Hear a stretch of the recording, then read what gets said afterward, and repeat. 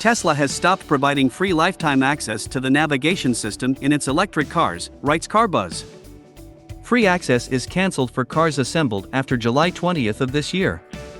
Owners of Teslas made before January 9, 2020 will also have to be generous.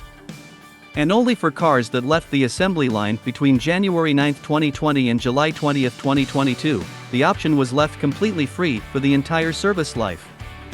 The function, however, will have to be paid for after 8 years of operation. The term is quite long. By this time, the car will most likely already have a second or third owner. However, there is nothing stopping Tesla from revising the length of the free period over time. The standard package includes only navigation. However, the advanced premium package for $10 per month or $99 per year is more attractive.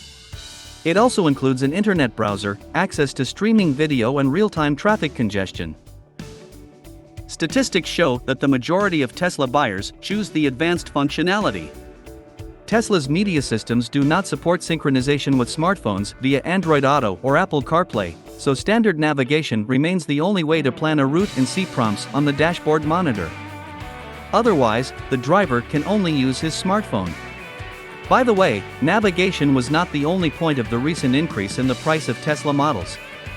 Starting this month, Model S and Model X come without a key fob. For it you need to pay an additional $175. In its absence, access to the machine is provided by a smartphone application, which remains free for now.